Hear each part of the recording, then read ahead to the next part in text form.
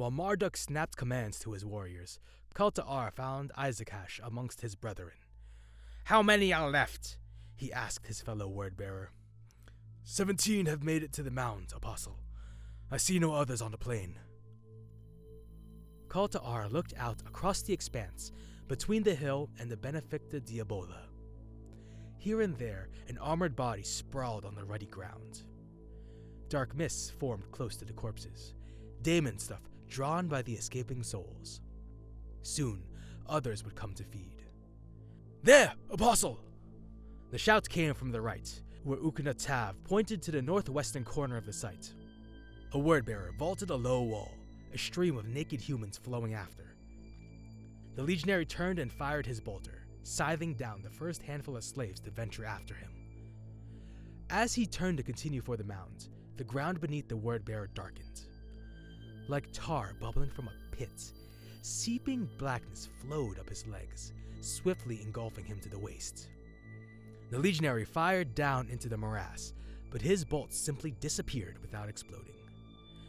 The thick blackness continued upwards, rivulets of shadow that continued along his arms and around his throat. Growing, the Umbra lifted the legionary from the ground, snapping an arm at the elbow, the bolter within his grip falling from his fingers.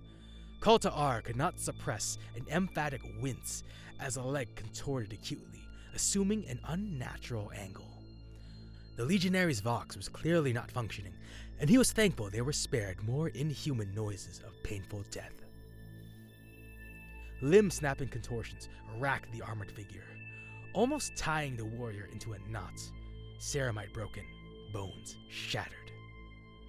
The daemon shade dropped the remains to the floor and heaved itself together into the approximation of a human form, though twice as tall as the legionary it had just slain. Tenebrous wings flowed from its back as it advanced, arms ending in spear-like talons. "What have you brought upon us?" Marduk's voice at his shoulder made Kalta'ar turn, hearts racing. He dared only a glance at the first acolyte, before returning his gaze to the specter, advancing with slow, grim purpose across the level plain. "I had no choice," said the Dark Apostle. "It would have slain us all and come for you without warning." "Ah, so it was for our well-being, was it?" "Look at it, brother! This is beyond us. We need the Urizen to face such a creature. You must call him." "Must?"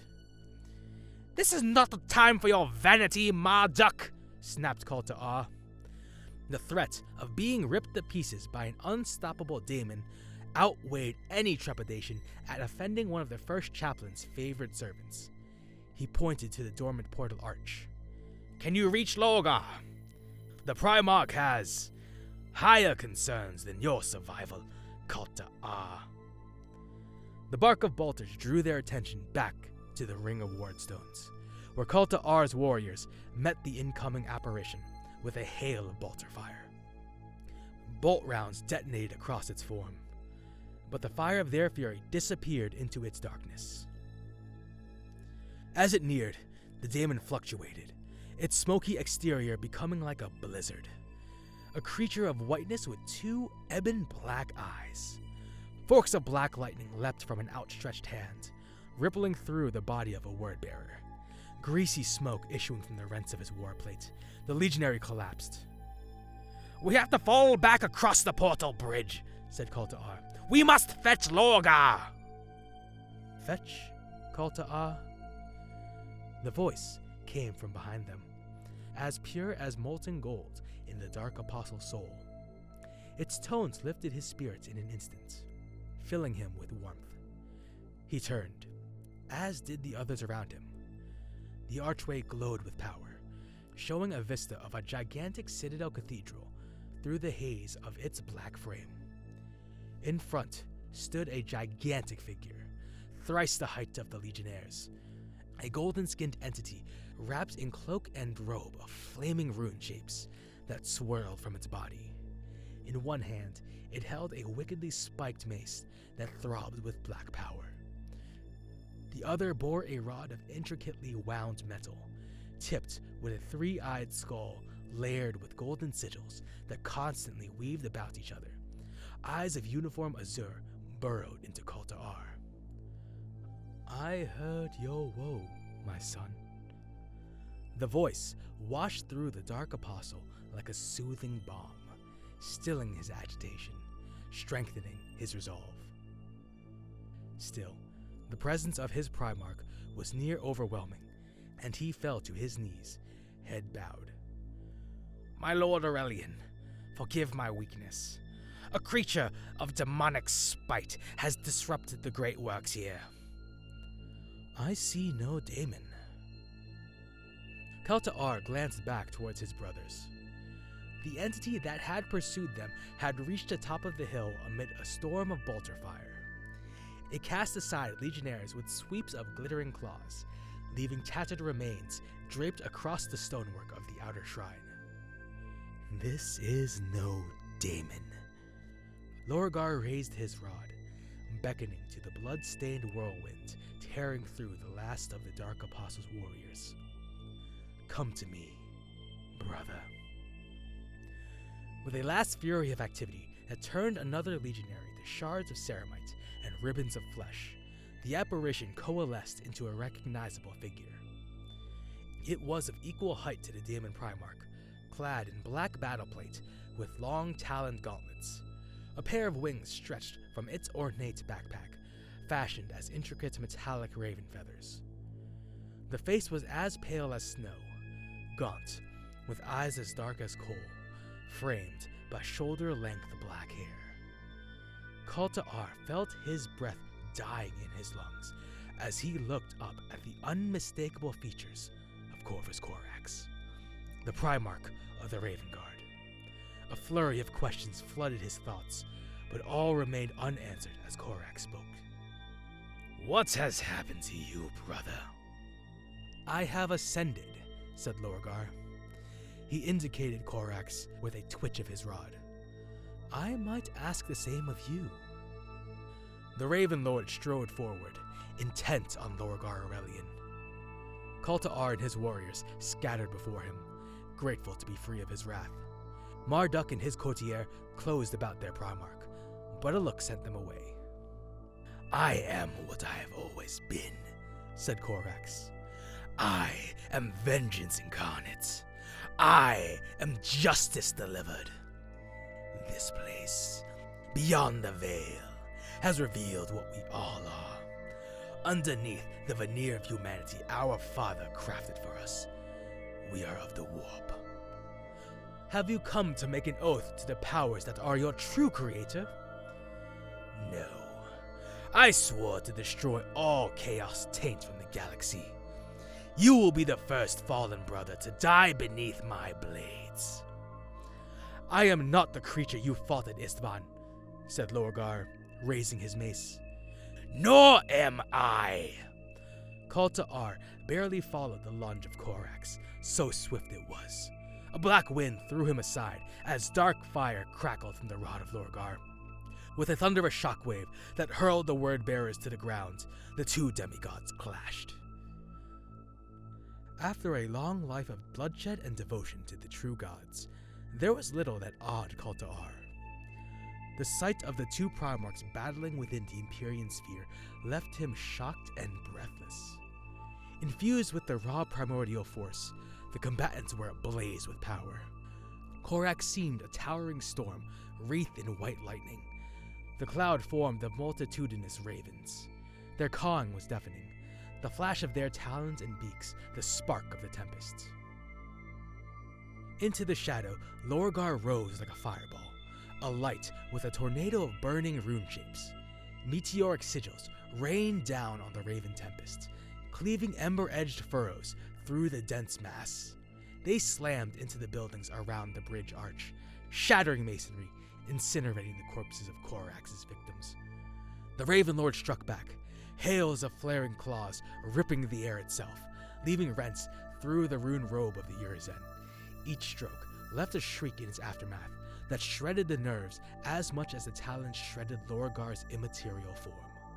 Kaltar flinched when the sweeping head of the word-bearer's mace slammed into the chest of his storm-wreathed foe. The impact was greater than any thunderclap, leveling the walls around them. Rolling to his back, shattered stone pouring from his armor, the Dark Apostle watched the titanic combatants soar past. Corax, with a quartet of gleaming spear talons, driven through Lorgar's throat. The Urizen tried to lash out with his mace, but was held close by the Raven Lord's inhuman grip. Together, they crashed to the ground, their impact flattening again the few word-bearers that had regained their feet. "The portal bridge!" Marduk's shout drew Kalta'ar's attention to the wavering energy field within the archway. Dark sparks rippled across its fluctuating surface. It was visibly weakening. "We cannot be trapped here!" declared the Dark Apostle, stepping towards the waning portal. "It is sustained by the Urizen's will," declared Marduk, intercepting him. "It means our master is losing his power." The two Primarchs had assumed fully humanoid form again in the heart of the crater their fall had made. Lorgar's left shoulder sagged, his rod swaying low in his grasp. Rune shapes crawled across his form, no longer a robe of office, but forming armored plates etched with warp symbols. Corax flexed claws like sword blades, his expression pitiless as he took a step towards Lorgar. Marduk opened fire. The flare of his combi bolter hit the Raven Lord in the chest and face, a welter of detonations that rocked his stride. Kalta'ar fired his plasma pistol on instinct, the blast hitting Corax in the midriff, splashing cerulean energy across his ornate black warplates. Other fire joined in, missiles and more bolts from Marduk's guard. Lorgar summoned a nimbus of power and threw out a shield of force that lifted Corax from his feet, buckling his wings in the unearthly hurricane. The Raven Lord became a flock once more of fire-eyed black birds, but the swell of Lorgar's will continued to hurl the other Primarch's incarnations upwards, scattering them to the sky. "Quickly, our lord!" shouted Marduk. Lorgar lumbered towards them, his wounds streaming tiny crimson runes like blood. Kalta'ar looked up. The Raven Lord gathered again into a single mass, a dark comet headed directly for them. The Urizen was first through the portal, his massive frame leaving a shadow of his passing as the other word-bearers dashed through after. Kalta'ar lunged the last few strides, throwing himself headlong into the miasma under the arch as chill shade swallowed him. He found himself in a large chamber, colorful mosaic underfoot. The walls covered with fresh murals, white vaulted ceiling, and domes far above. Part of the Templum Inficio. He had no time for his surroundings, eyes drawn back to the gate. Shrieking, the raven flock scratched and pecked, but they could not get past the warp barrier. Lorgar glared at the apparition on the far side, chest heaving as though out of breath, his head crowned with a halo of black warp fronds. Corax assumed his mortal shape again, one cheek bloodied and bruised, his eye almost closed.